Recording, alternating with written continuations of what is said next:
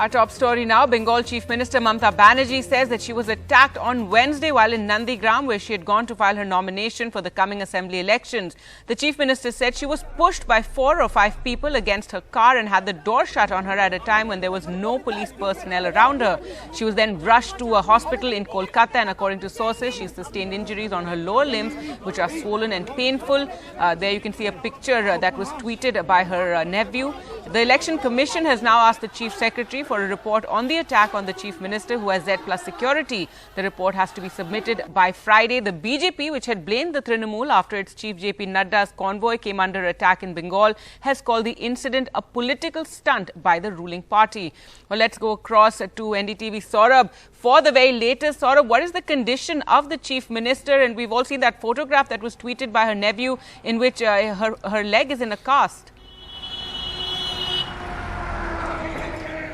Yes, the nature of the injuries are pretty serious. In fact, her leg has suffered some injuries, and that's why the leg is in a cast. And from what we know, according to her personal security officials, what happened was that there was some sort of a crowd.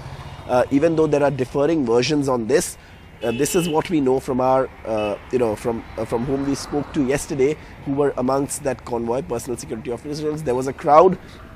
There was some sort of pushing and jostling.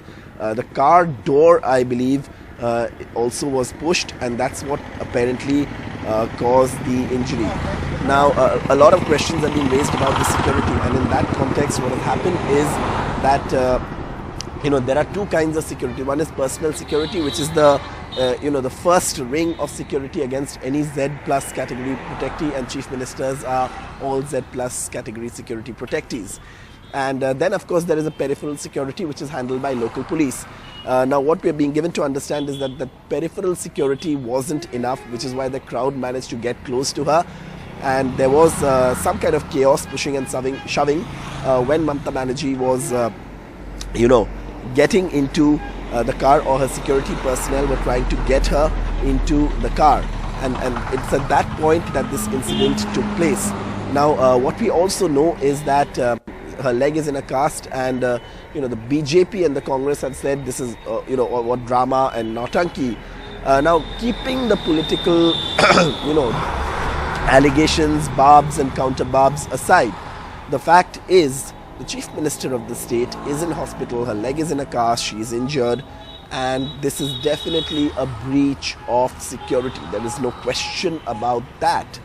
So while there may be a political debate around it, while there may be political accusations, counter accusations, and to the level where immediately after the incident politicians start saying, oh, this is fake and this is drama, the point is the Chief Minister is injured, and this comes at a crucial time for her. Remember, she would have loved to be campaigning on the streets. No politician before an election wants to be in a cast, in a bed, in a hospital, especially when you're the star campaigner for the party. You're the only face that party has.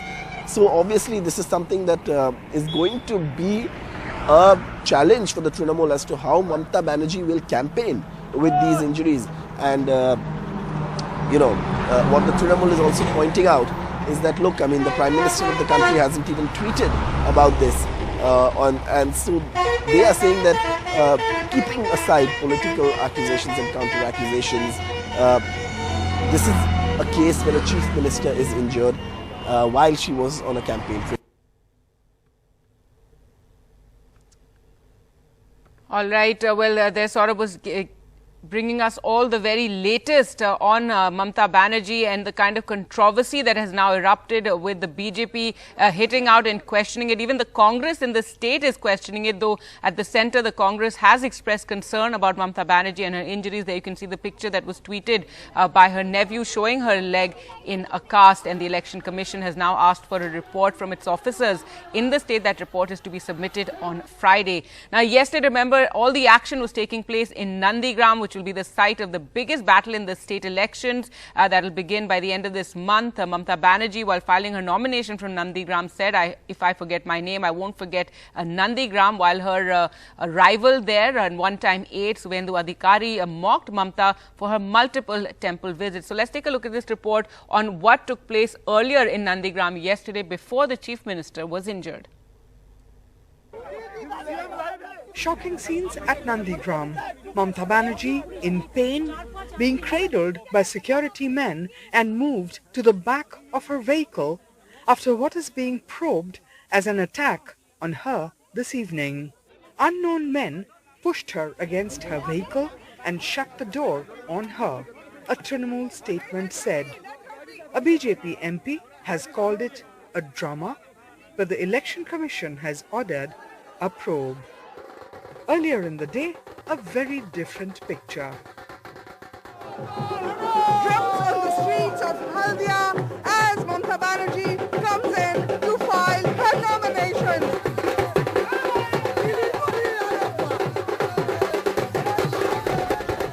A young man even dressed up as a batsman and said Mamta Banerjee will hit everyone for a six. हमारा opening batsman दीदी है. कितना score होगा दीदी का? दीदी का 221 score है. 211 था, इस बार 221 होगा.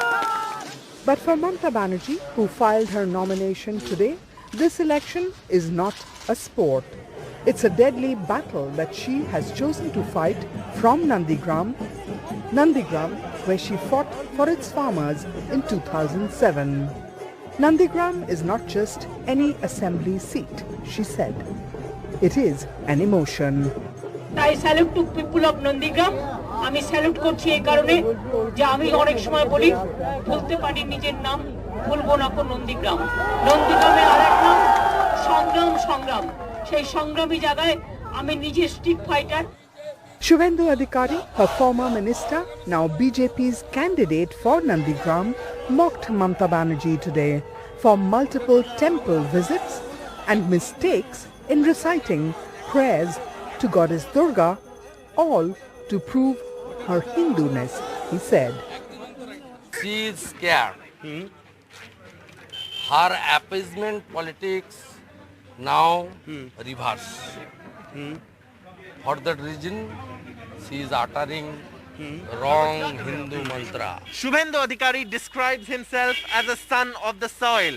And he says Mamta Banerjee will lose, while Mamta Banerjee says he will lose because he hasn't fulfilled his responsibility towards Nandigram.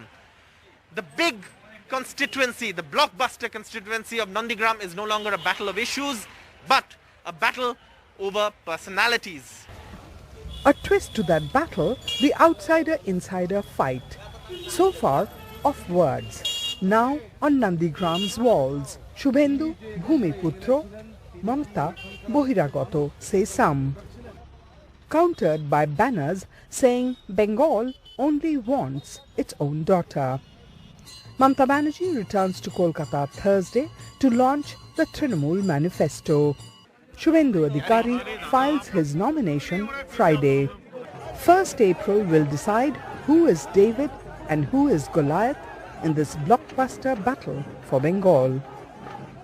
With GD Shankar, Habib Ali and Saurav Gupta, Monideepa Banerjee, NDTV.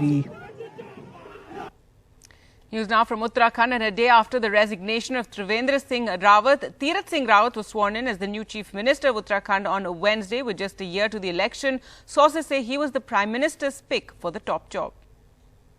The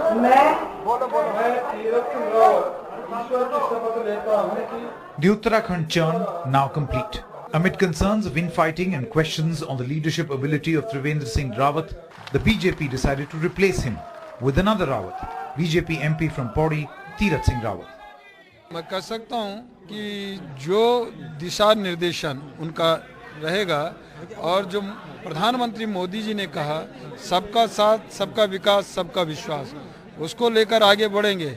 और जिस तरह चौमुखी विकास इस उत्तराखंड का माननीय प्रधानमंत्री मोदी जी ने dream project अपना लेकर चले हैं और यहाँ मुख्यमंत्री त्रिवेंद्र जी ने उसको आगे बढ़ाया है, उसको लेकर के मैं आगे बढ़ूंगा. 56-year-old Tirath Singh was the chief of the party in Uttarakhand in 2013 to 2015. A surprising yet interesting choice for the post. Sources have told NDTV that the decision was taken with the express approval of the Prime Minister Narendra Modi. Tirath Singh is not identified with any faction in the Uttarakhand BJP. The BJP was faced with the challenge of balancing two groups, old-time BJP players and imports from the Congress who were both pitching for their candidate. Tirath Singh Rawat has the task of leading the BJP into polls due in February 2022 with just about a year to turn things around. Like his predecessor, he too is low profile and not known for great flamboyance. The BJP is banking heavily on his organizational skills and his strong RSS background for building a bridge between all factions and leading the party to victory. Bureau Report, NDTV. Congress veteran PC Chakuk with the party on Wednesday, complaining that there was no democracy left in the Congress. There's no Congress party in Kerala as such. There are just two factions, is what he said. Working as two separate parties, not one party. One is A group, one is I group. These two groups are working as two different parties. So they are dividing all the constituencies and putting up their candidates. There is no common discussion. So winnability is never the criteria, but it is the apportioning of the positions between two groups. No comment. But this is not a matter of public debate. Sorry. People can have their opinions, expressions. These are issues which concern the party. Don't expect me to comment on it. We have not commented in public on matters which are organized. Right now, our priority is to fight the BJP government, to oppose its wrong policies. In other news now, Chief Minister of Delhi Arvind Kejriwal has announced facilitating free pilgrimage for Delhi's senior citizens to the Ram Temple in Ayodhya and asserted that his government follows 10 principles inspired by the concept of Ram Rajya to serve the people. Supreme court के आदेश के बाद अयोध्या के अंदर अब एक भव्य मंदिर तो बनने जा रहा है। मैं दिल्ली के लोगों को, दिल्ली के हमारे सारे बुजुर्गों को कहना चाहता हूं कि एक बारी मंदिर बन जाए, आप सबको अयोध्या के फ्री में दर्शन करते हैं।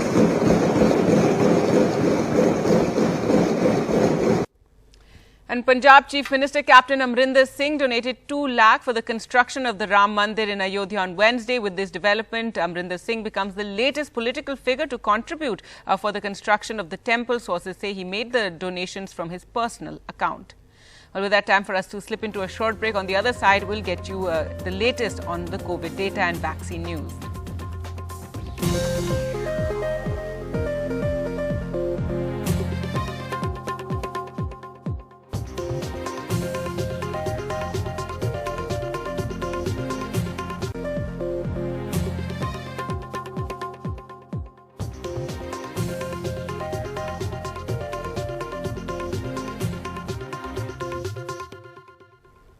Welcome back. A subject expert committee of the Indian drug regulator has now recommended an emergency approval for Covaxin while removing the condition of clinical trial mode. The decision taken by the SCC was taken after going through Bharat Biotech's Covaxin's Phase 3 trial interim data. The final decision will be taken by the Drugs Controller General of India, and once the DCGI gives the final approval, then there will be no need to sign a consent form before taking Covaxin, and there will be no tracking of the vaccinated individuals by medical teams. And if we talk about the vaccine drive on day 54, more than 2.52 crore COVID vaccine doses have been administered. 9.22 lakh vaccine doses were given till 7 p.m. on Wednesday. So that number coming down over the last 3 days. 2 days earlier, the number was 20 lakh in a single day. Now, if we take a look at the states that are experiencing a surge in cases, Tamil Nadu reported 671 new cases and 5 deaths in 24 hours. That's an 18% rise since yesterday's 569 cases. Chennai has 275, Coimbatore 63, Chengalpattu has 53. The other state that is a worry is Maharashtra, that has seen a rise of 13,659 cases and 54 deaths in 24 hours. Mumbai alone has seen 1,539 new cases and 5 COVID deaths in the last 24 hours. So, amid a surge in these cases, the Maharashtra government on Wednesday imposed night curfew in 2 districts, Kalyan, Dombivli and Nandurbar, while the Dhule district administration has called for a 4-day Janta curfew, which comes into effect from the 10th. During the night curfew, bars and restaurants will serve customers only till 9 p.m. However, home delivery will be allowed. Medical stores and other emergency services will continue to be exempt from restrictions. A Zomato delivery executive attacked a Bengaluru woman. Her nasal bone was fractured and a case has now been registered at the Electronic City Police Station and the Zomato delivery boy has been arrested. Zomato's response to this shocking incident is that we deeply regret this incident and apologize to Hitesha for the traumatic experience. We are in touch with her and are providing our complete support through the necessary medical care investigation. Meanwhile, we have delisted the delivery partner from our platform.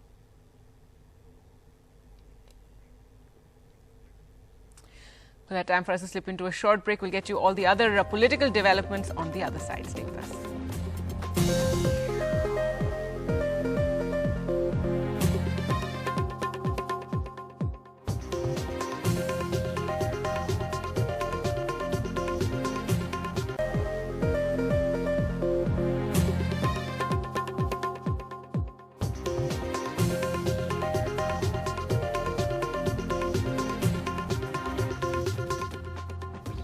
The Congress's no-confidence motion against the BJP-JJP government in Haryana was defeated as expected on Wednesday. There were 55 votes in favour and 32 votes against the no-confidence motion. The Chief Minister made a spirited appeal to the opposition leaders to end this impasse and not instigate the farmers. अविश्वास प्रस्ताव के जो 32 सदस्य अविश्वास प्रस्ताव के पक्ष में अपने स्थान पर खड़े हुए हैं और 55 सदस्य अविश्वास प्रस्ताव के विपक्ष में अपने स्थान पर खड़े हुए। In just 6 hours, the Congress no-confidence motion against the Khattar government collapsed.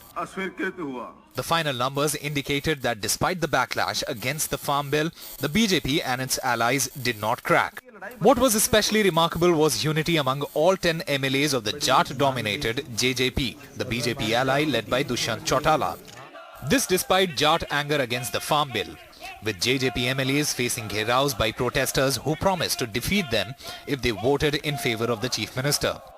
Dushyant even took pot shots at the Congress's Bhupinder Singh Hooda. 1 तारीख से प्रोक्योरमेंट शुरू करवाओ और वहां पर भी ग्वार बाजरे की और तो और हम तो हौसले के साथ कहते हैं इस बार जो खरीदेंगे आप अनाउंसमेंट तो कराकर पंजाब में राजस्थान में दिखाओ. Even though the result was a foregone conclusion, Mr. Hooda claimed that had the speaker allowed secret voting, the story would have been different. जब ये गांव में हलकों में नहीं जा सकते और हेलीकॉप्टर लेके कोई कैमरा में जाता है, वहाँ हेलीकॉप्टर लैंड नहीं किया जाता, कोई हेलीकॉप्टर लेके चौटाला में जाता है, ना उचाना में जाता है, वहाँ हेलीकॉप्टर नहीं लिया जाता. The Chief Minister, who spoke almost for an hour, appealed to the opposition to not instigate the farmers. एक ही बात कहूंगा कि अगर घर को आग लग रही हो, तेल डालने का काम विपक्ष का नहीं है. विपक्ष की मर्यादाएं समझ लें. हाँ, आप लोग जा के जो वहां भड़काते हैं, आपके लोग भड़काते हैं. The BJP-JJP government managed to defeat the no-confidence motion moved by the opposition Congress.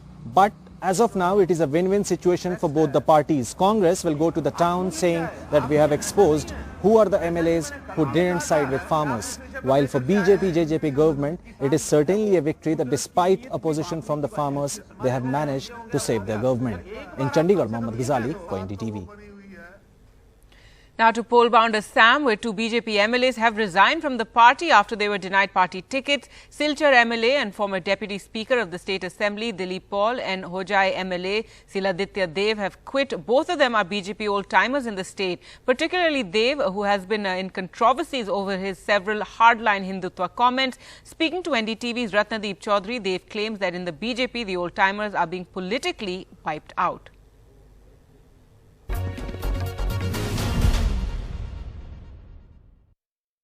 Surprised है? आपको कुछ अंदेशा था इस बात का या फिर अचानक से झटका लगा? नहीं, अंदाजा तो था मेरे पास, क्योंकि आप देखिए, आपने जिसे वर्णन किया है, हुजाई जो है वो AUDF का जन्म स्थान है, क्योंकि बदरुद्दीन आजमल वहीं से बिलोंग करते हैं. और जो माइनॉरिटी फ्रंट था असम के, जो उसका भी जन्म हुजाई में हुआ था. सो इट्स अ गर्व फॉर द माइनॉरिटी पॉलिटिक्स. और वहाँ से मुझे 1,05,500 वोट मिला और हम जीत के आए. The difference was 55,000 votes in 2016. उसके बाद I represent the Bengali community, और ब्रह्मपुत्र वैली में 2 ही बंगाली लोग जीते थे। ब्रह्मपुत्र वैली में किसी को भी मंत्री नहीं बनाया गया, जबकि कांग्रेस के समय में ब्रह्मपुत्र वैली से भी मंत्री 1 या 2 मंत्री होते थे, और यहाँ से नहीं बनाए तो फिर भी हमने कोई लॉबी नहीं किया, और as a discipline soldier of the party हमने काम करते गया। Number 1, I was very vocal about the Hindu शरणार्थी, बिकॉज जो हिंदू शरणार्थी असम में आके बसे थे, they came way back in 1950, 51 and all. लेकिन आपको पता है कि यहाँ बहुत राइट्स हुआ, फ्लड्स होते हैं, घर जल जाते हैं, तो इनके कागज वगैरह नहीं थे, so they could not justify that they are citizen of this country. तो अब क्या हुआ है, एक फीलिंग ऑफ नेग्लेक्ट था, और मैं since I was raising that issue now and then, तो मेरे को टारगेट किया जा रहा था। ये पिछले 5 साल से मैं फील करते हुए आया हूँ। Now, according to government estimates, among the Indians repatriated to India, around 10 lakh are in Kerala. Many of them, like Nandakumar and Sai, are likely to be first-time voters in the state in decades. Sneha Mary Koshi has this report. Nandakumar and Sai, 2 expats who had to return to Kerala in the last 1 year, find themselves in starkly different situations. 58-year-old Nandakumar lost his job in Saudi due to downsizing and returned to Kerala by mid-Jan 2020. In the thick of the pandemic, Nandakumar managed to open a paint retail shop with his savings and a subsidy of 1.5 lakhs for the loan approved through the state government's Non-Resident Keralites Affairs, NORCA, a nodal body. Still many people are sacked from the position. And they're coming back to Kerala? Yeah, many have come already here. And I said, welcome, no problem, government is supporting. But it's been tough for 46-year-old Sai Ramalingam Pillai Krishan, who lost his job in Bahrain due to the country's nationalization policy and company restructuring, leaving him stranded before he managed to return to Kerala by May 2020 amid a raging pandemic through the Vande Bharat mission 2 months after he enrolled for seats with his family. Sai says his plans to start a business has been hit with anxiety, worry. If I need to stay back here and take care of my family, I need to start something of my own. Getting back into a job and getting a decent salary here in this condition, it is very difficult. The situation here in Kerala, how conducive is it for people like me to start a business? NRK includes returned migrants, immigrants, internal migrants and returned internal migrants. Almost I would put close to 40 to 45 lakhs. And all of them are eligible voters. And, whoever going to get more votes from the NRKs is likely to come back to power. According to government estimates of those who have been repatriated to India, around 10 lakhs are in Kerala. And like Nandakumar and Sai, many of them would be first-time voters in decades in Kerala, a decisive vote bank for any political party. With camera person SP Babu, Sneha Koshi for NDTV. 24 hours after the father of a gang rape survivor in UP's Kanpur died in a suspicious road accident, the Kanpur police are yet to arrest 2 of the 3 rape accused who are sons of a UP police sub-inspector and who had allegedly threatened the rape survivor and her family for filing an FIR. Only 1 accused has been arrested so far, and while the government has promised swift action in both cases, things have not moved on the ground for close to a day now.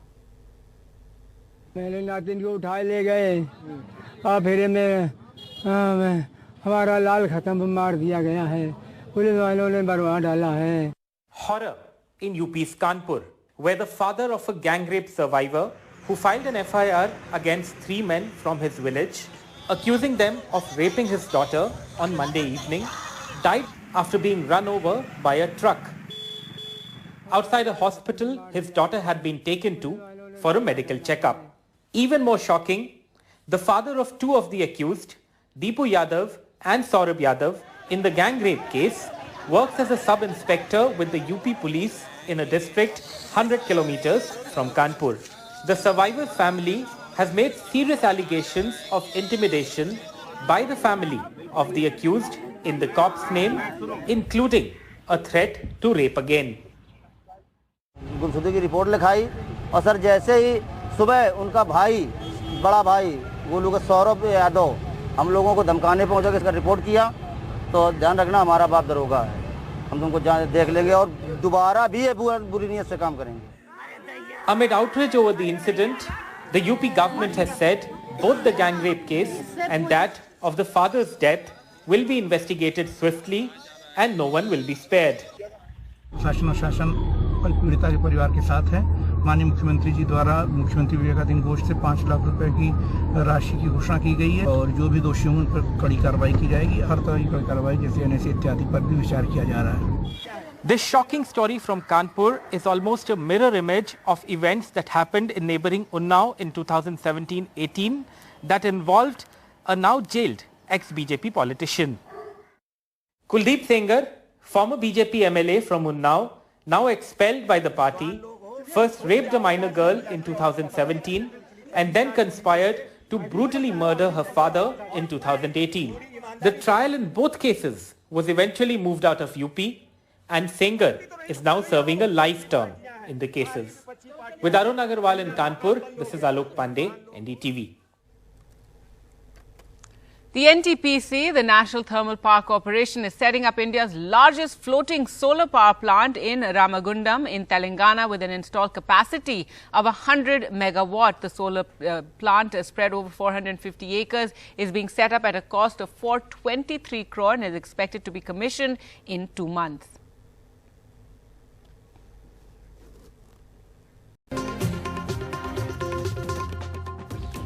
Our top story, Bengal Chief Minister Mamta Banerjee said she was attacked on Wednesday while she was in Nandigram, where she had gone to file her nomination for the coming assembly elections. The Chief Minister said she was pushed by 4 or 5 people against her car, had the door shut on her at a time when there was no police personnel around her. She was taken to a hospital in Kolkata. According to sources, she sustained injuries on her lower limbs, which are swollen and painful. There you can see a picture that was tweeted by her nephew Abhishek.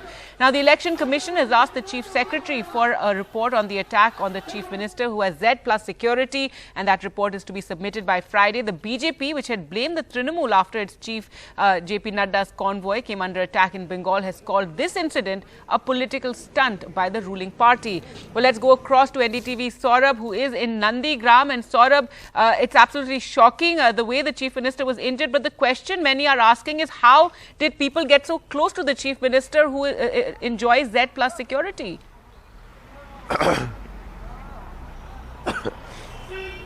Absolutely, and that's a question that the probe will answer. Now, obviously, the Chief Minister has 2 layers of security. Any Z+ category protectee has 2 layers. One is the first layer, the first ring, and then there's the second layer, which is the peripheral security.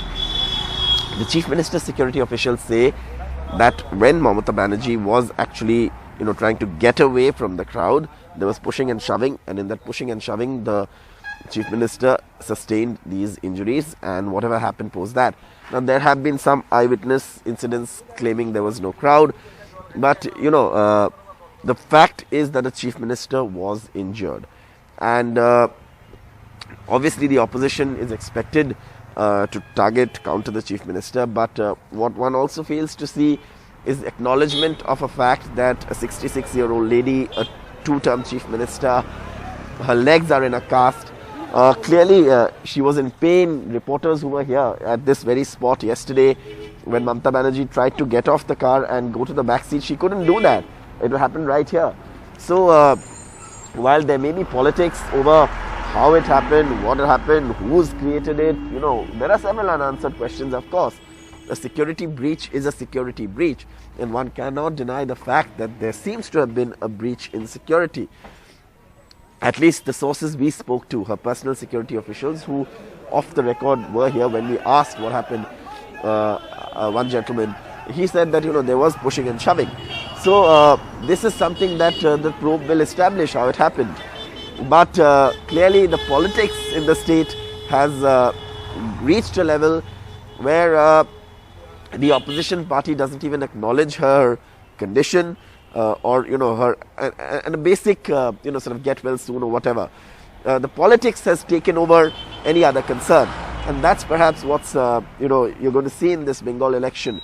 This constituency, Nandigram, is going to be a bitter fight between Mamata Banerjee and her once trusted aide Shubhendu Adhikari. Shubhendu Adhikari has been the Nandigram MLA earlier. This is his seat. And Mamata Banerjee is someone who's led the Nandigram agitation in 2007. So this is something that is going to be a bitter contest. But one expects, even amongst all these politics, that when someone is injured, when you can see clearly that her legs are in a cast, perhaps the politics can wait at least till she gets back on her feet, till she recovers. And yes, Mamata Banerjee also said, made some comments here. The reporters we were asking her questions yesterday, and she answered whatever questions we did ask in that state. The BJP is saying that this is, a concocted story. The Congress went a step further. The Congress chief in the state echoing the BJP's words and saying that, this is a drama.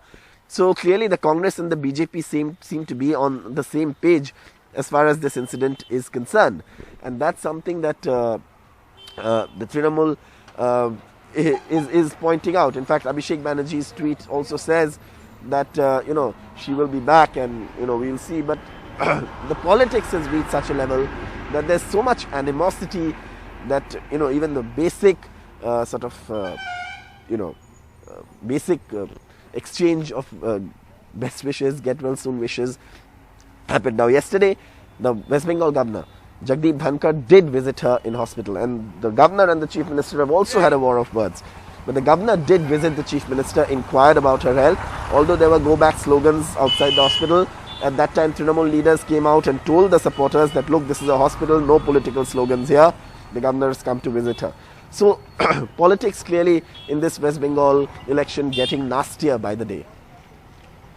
All right. Thanks so much, Saurabh, for joining us with that. And yes, some, general political courtesy to be seen there, and the governor there visiting Mamata Banerjee. So let's take a look at this report on what took place in Nandigram. Now, Nandigram, remember, is the site of the biggest battle in the state, where Mamata Banerjee will be taken on by her former aide-turned rival, Subhendu Adhikari. It was a dramatic day yesterday, which started with her filing for her nomination and ended with her getting injured.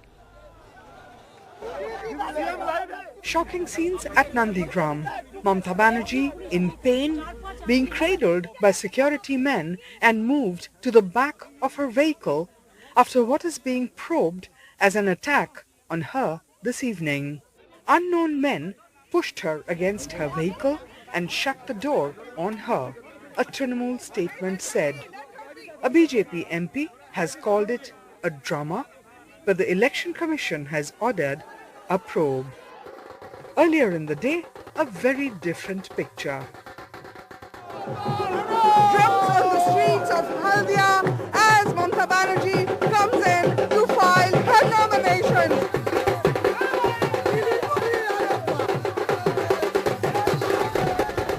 A young man even dressed up as a batsman and said Mamata Banerjee will hit everyone for a six. हमारा opening batsman दीदी है। कितना score होगा दीदी का? दीदी का 221 score है। 211 था, इस बार 221 होगा। But for Mamata Banerjee, who filed her nomination today, this election is not a sport. It's a deadly battle that she has chosen to fight from Nandigram, where she fought for its farmers in 2007. Nandigram is not just any assembly seat, she said. It is an emotion. I salute to people of Nandigram. আমি salute করছি এই কারণে যে আমি অনেক সময় বলি বলতে পারি নিজের নাম, বলবো না কোন নন্দীগ্রাম। নন্দীগ্রামের আরেক নাম সংগ্রাম। সেই সংগ্রামী জায়গায় আমি নিজে street fighter. Subhendu Adhikari, her former minister, now BJP's candidate for Nandigram, mocked Mamata Banerjee today for multiple temple visits and mistakes in reciting prayers to goddess Durga, all to prove her Hinduness, he said. She is scared. Her appeasement politics now reverse. For that reason, she is uttering wrong Hindu mantra. Subhendu Adhikari describes himself as a son of the soil, and he says Mamata Banerjee will lose, while Mamata Banerjee says he will lose because he hasn't fulfilled his responsibility towards Nandigram. The big constituency, the blockbuster constituency of Nandigram is no longer a battle of issues, but a battle over personalities. A twist to that battle, the outsider-insider fight. So far, of words. Now on Nandigram's walls, Shubhendu Bhumiputro, Mamta Bohiragato say some, countered by banners saying Bengal only wants its own daughter. Mamta Banerjee returns to Kolkata Thursday to launch the Trinamool Manifesto. Shubhendu Adhikari files his nomination Friday. 1st April will decide who is David and who is Goliath in this blockbuster battle for Bengal. With GD Shankar, Habib Ali and Saurav Gupta, Monideepa Banerjee, NDTV. All right, let's switch focus now and bring you the latest vaccine news. And a subject expert committee of the Indian drug regulator has recommended an emergency approval for Bharat Biotech's Covaxin while removing the condition of clinical trial mode. Now, the decision by the SCC was taken after going through Covaxin's phase 3 trial interim data that was released recently. Remember that interim data claimed that the vaccine had 81% efficacy, though many experts had asked for the data to be made available for them to study. Now, the final decision on Covaxin will be taken by the Drugs Controller General of India, or DCGI, and once the DCGI gives that final approval, then there will be no need to sign a consent form before taking Covaxin. There will be no 7-day tracking of the vaccinated individual by medical teams, because till now those who were receiving Covaxin was considered as a part of the phase 3 trial. Let's go across to Sukirti now for more on this. And Sukirti, so this data, this interim data was submitted to the expert committee, but it's not been made public yet? Sorry, Gargi, could you repeat your question? Right. Tell us more about this data that has been submitted. I was also asking whether it's been made public, the Bharat Biotech phase 3 trial data, interim data.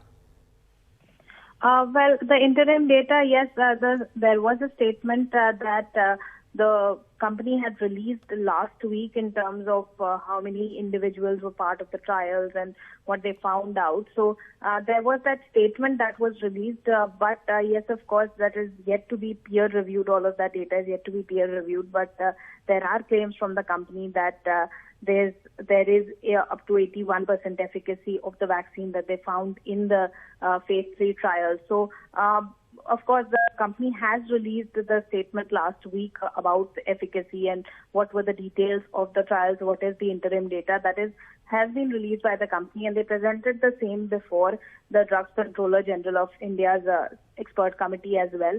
And based on all of those details, at least the committee for now has recommended to the drug controller that this criteria of trial of emergency use authorization and clinical trial mode, the clinical trial bit can be waived off now, considering we have data from the phase 3 trial now.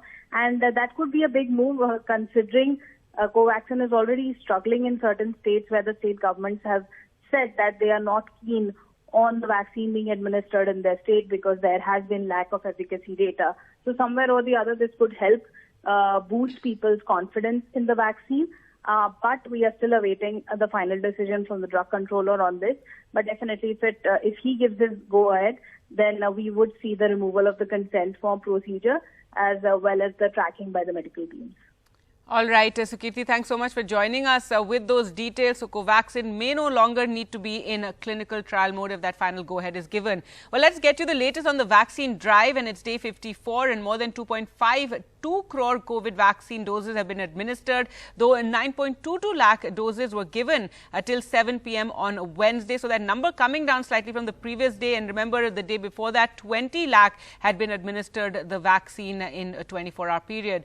Now, if we talk about the surge in cases, Tamil Nadu is seeing a surge with 671 new COVID cases and 5 deaths in the last 24 hours. That's an 18% rise since yesterday. And Chennai, Coimbatore, Chengalpattu, Kanchipuram are all reporting slight spikes in cases there. The other big worry is Maharashtra, where 13,659 cases and 54 deaths were reported in 24 hours. Mumbai is recorded 1,539 new cases, 5 COVID deaths in 24 hours. So Mumbai alone reporting that number. So amid a surge in these cases, the Maharashtra government has imposed night curfew in 2 districts of Kalyan, Dombivli and Nandurbar, while the Dhule district administration has called for a 4-day Janta curfew, which comes into effect from the 10th of March.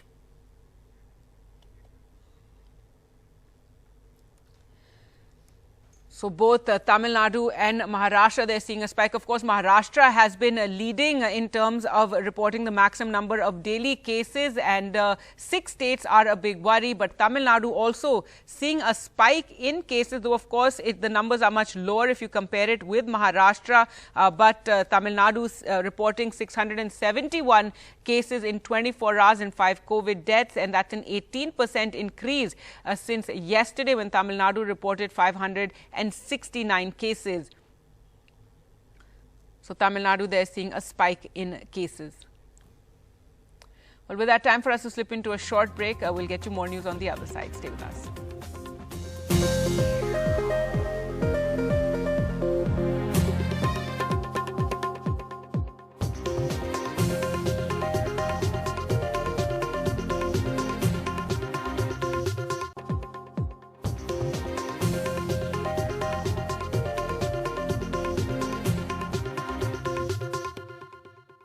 Welcome back. Now, a cause of concern is the spike in cases being seen in several states, and Tamil Nadu reported 671 COVID cases and 5 COVID deaths in 24 hours. That's an 18% rise since yesterday's 569. Let's go across to Sam Daniel now for more on this. And Sam, what is the reason that we're suddenly seeing this spike in cases, also Tamil Nadu heading for elections? Well, Gargi, authorities cite 3 main reasons. One, there is a widespread rising non-compliance in terms of wearing of masks or following the physical distancing. Secondly, they also point out how in election campaigns, be it road shows, be it large gatherings at designated points by political parties or politicians, again, there is a compromise on masks and physical distancing. Thirdly, particularly in family functions, official functions, they say there is a rising trend of violation of the standard operating procedure. And authorities have now intensified searches, particularly in market areas, in hotels where meetings take place. And they're also requesting political parties to ensure that COVID norms are put in place and followed meticulously.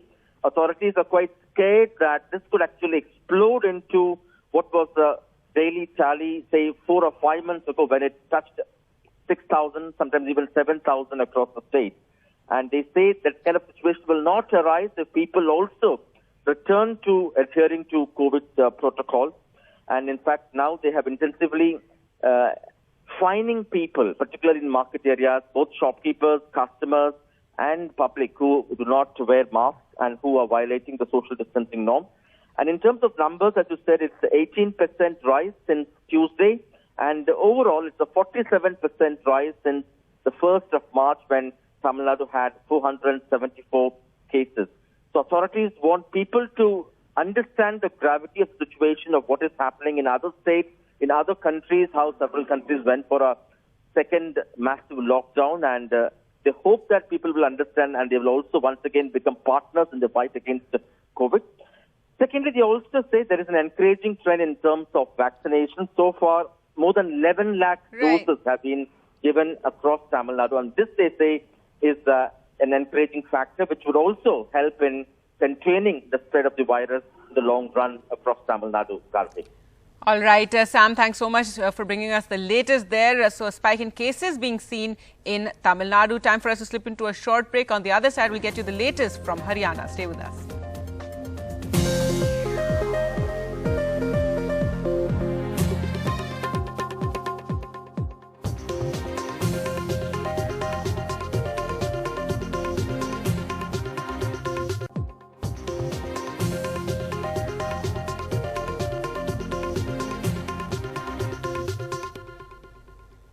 The Congress no confidence motion against the BJP government in Haryana was defeated on Wednesday as expected. The Congress's aim was to put the spotlight on the farmers' issue. There were 55 votes in favour, 32 votes against the no confidence motion. The Chief Minister made a spirited appeal to the opposition leaders to end this impasse and not instigate farmers. अविश्वास प्रस्ताव के जो 32 सदस्य अविश्वास प्रस्ताव के पक्ष में अपने स्थान पर खड़े हुए हैं और 55 सदस्य अविश्वास प्रस्ताव के विपक्ष में अपने स्थान पर खड़े हुए In just 6 hours, the Congress no-confidence motion against the Khattar government collapsed. The final numbers indicated that despite the backlash against the farm bill, the BJP and its allies did not crack. What was especially remarkable was unity among all 10 MLAs of the Jat-dominated JJP, the BJP ally led by Dushyant Chautala. This despite Jat anger against the farm bill, with JJP MLAs facing gheraos by protesters who promised to defeat them if they voted in favor of the Chief Minister. Dushyant even took pot shots at the Congress's Bhupinder Singh Hooda. 1 तारीख से procurement शुरू करवाओ और वहां पर भी ग्वार बाजरे की और तो और हम तो हौसले के साथ कहते हैं इस बार जो खरीदेंगे आप अनाउंसमेंट तो कराकर पंजाब में राजस्थान में दिखाओ.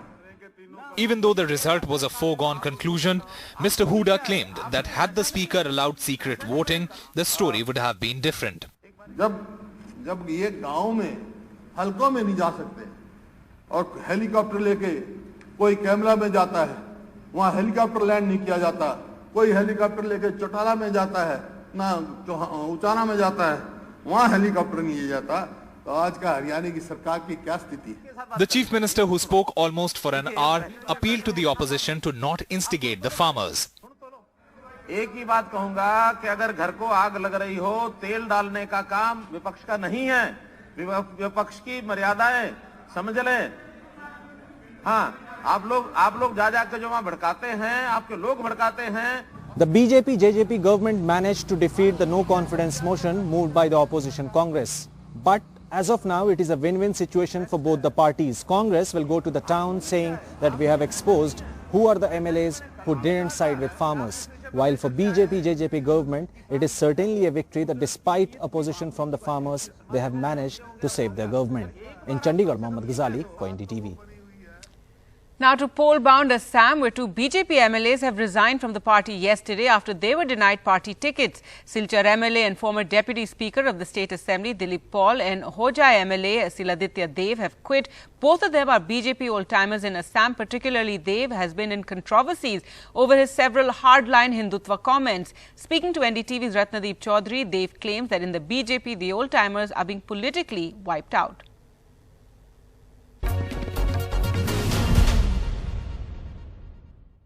सरप्राइज्ड है? आपको कुछ अंदेशा था इस बात का या फिर अचानक से झटका लगा? नहीं, अंदाजा तो था मेरे पास, क्योंकि आप देखिए, आपने जिसे वर्णन किया है, हुजाई जो है वो AUDF का जन्म स्थान है, क्योंकि बदरुद्दीन आजमल वहीं से बिलोंग करते हैं. और जो माइनॉरिटी फ्रंट था असम के, जो उसका भी जन्म हुजाई में हुआ था. सो इट्स अ गर्व फॉर द माइनॉरिटी पॉलिटिक्स. और वहाँ से मुझे 1,05,500 वोट मिला और हम जीत के आए. The difference was 55,000 votes in 2016. उसके बाद I represent the Bengali community, और ब्रह्मपुत्र वैली में 2 ही बंगाली लोग जीते थे. ब्रह्मपुत्र वैली में किसी को भी मंत्री नहीं बनाया गया, जबकि कांग्रेस के समय में ब्रह्मपुत्र वैली से भी मंत्री 1 या 2 मंत्री होते थे. और यहाँ से नहीं बनाए तो फिर भी हमने कोई लॉबी नहीं किया, और as a discipline soldier of the party हमने काम करते गया. Number 1, I was very vocal about the Hindu शरणार्थी, बिकॉज जो हिंदू शरणार्थी असम में आके बसे थे, they came way back in 1950-51 and all. लेकिन आपको पता है कि यहाँ बहुत राइट्स हुआ, फ्लड्स होते हैं, घर जल जाते हैं, तो इनके कागज वगैरह नहीं थे. So they could not justify that they are citizen of this country. तो अब क्या हुआ है, एक फीलिंग ऑफ नेग्लेक्ट था, और मैं since I was raising that issue now and then, तो मेरे को टारगेट किया जा रहा था. ये पिछले 5 साल से मैं फील करते हुए आया हूं. News now from Kerala, and according to government estimates, among the Indians repatriated to India, around 10 lakh are in Kerala, and many of them, like Nanda Kumar and Sai, featured in this report of ours, are likely to be first-time voters in Kerala in decades. Sneha Merikoshi reports. Nanda Kumar and Sai, 2 expats who had to return to Kerala in the last 1 year, find themselves in starkly different situations. 58-year-old Nanda Kumar lost his job in Saudi due to downsizing and returned to Kerala by mid-Jan 2020. In the thick of the pandemic, Nanda Kumar managed to open a paint retail shop with his savings and a subsidy of 1.5 lakhs for the loan approved through the state government's Non-Resident Keralites Affairs, NORCA, a nodal body. Now still many people are sacked from their position. And they're coming back to Kerala? Yeah, they're coming. Many of them are already here. And I said, welcome, no problem, government is supporting. But it's been tough for 46-year-old Sai Ramalingam Pillai Krishan, who lost his job in Bahrain due to the country's nationalization policy and company restructuring, leaving him stranded before he managed to return to Kerala by May 2020 amid a raging pandemic through the Vande Bharat mission 2 months after he enrolled for seats with his family. Sai says his plans to start a business has been hit with anxiety, worry. If I need to stay back here and take care of my family, I need to start something of my own. Getting back into a job and getting a decent salary here in this condition, it is very difficult. The situation here in Kerala, how conducive is it for people like me to start a business? NRK includes returned migrants, immigrants, internal migrants and returned internal migrants. Almost I would put close to 40 to 45 lakhs. And all of them are eligible voters. And, whoever going to get more votes from the NRKs is likely to come back to power. According to government estimates of those who have been repatriated to India, around 10 lakhs are in Kerala. And like Nandakumar and Sai, many of them would be first-time voters in decades in Kerala, a decisive vote bank for any political party. With camera person SP Babu, Sneha Koshi for NDTV. Now, India has been classified as an electoral autocracy alongside Hungary and Turkey in an annual report from a Sweden-based VDEM institute because of restrictions on multiple facets of democracy such as civil society groups and free speech. Now, the VDEM institute said India registered a 23 percentage point drop in its 0 to 1 liberal democracy index scale, marking one of the most dramatic shifts among all countries in the world over the past 10 years. VDEM, that's Varieties of Democracy Institute, an independent research organization founded in 2014, says in its report the world's largest democracy turned into an electoral autocracy. VDEM's institute's report comes close on the heels of the annual report on global political rights and liberties by US-based Freedom House, which downgraded India's status.